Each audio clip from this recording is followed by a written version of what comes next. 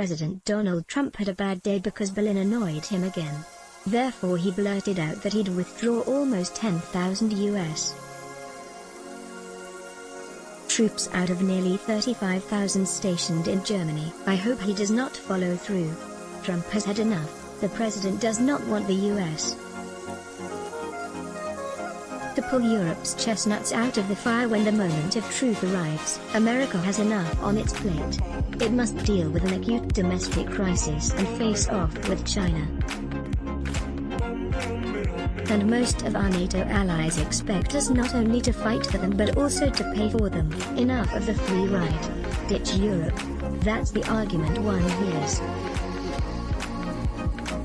Admittedly, Trump and the American people have many reasons to be upset with the old continent, in particular its western part. Since the Federal Republic of Germany calls the shots in the European Union, it tends to bear the brunt of our ire.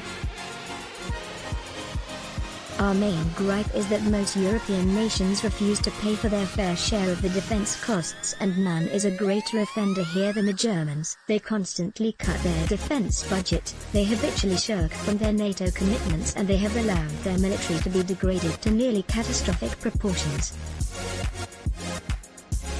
On the other hand, the emasculation of Europe's military might may not be such a horrible thing after all, given rampant anti-Americanism in Germany and elsewhere in the western part of the continent. Perhaps their militaries ought to stay flaccid, while Berlin and other capitals reimburse our costs for defending them.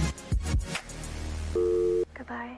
This rule should apply to all who fail to fulfill their budgetary obligations to NATO. Right now only the United States, Great Britain, Greece, Estonia and Poland spend the mandatory 2% of their GDP on defense.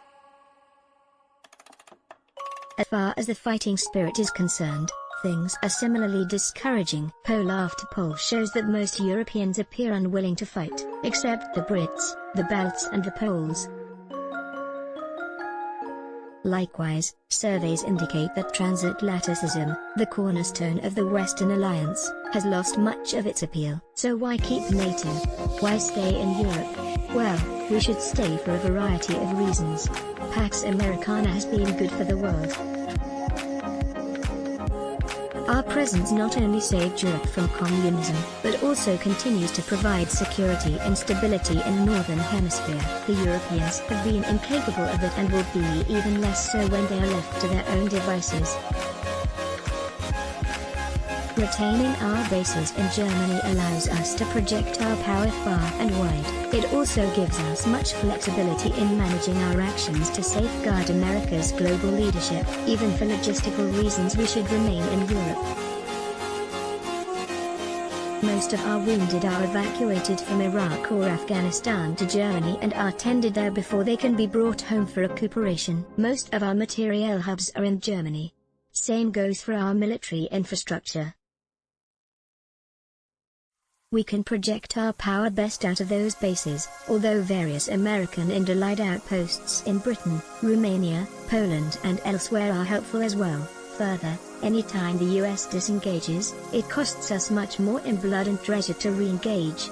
America's absence in Europe after 1918 meant another world war. Our presence stabilizes everything and scares off potential aggressors. Remember all the smart people who offshored everything we had to China? NATO is a reverse situation of the same ill judgment. Dissolving it makes as much sense as scrapping US industry did. NATO is a deterrent to war.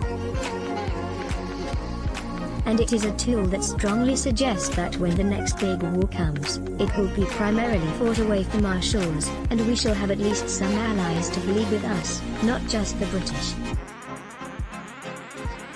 In essence, our presence in Europe and the maintenance of the alliance are in our interest. It promotes the cause of freedom for those Europeans who still care about such issues.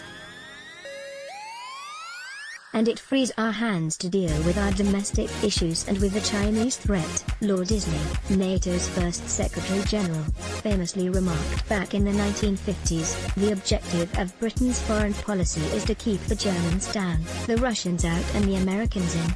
Not much has changed since. The White House should reconsider its plans about removing troops from Germany.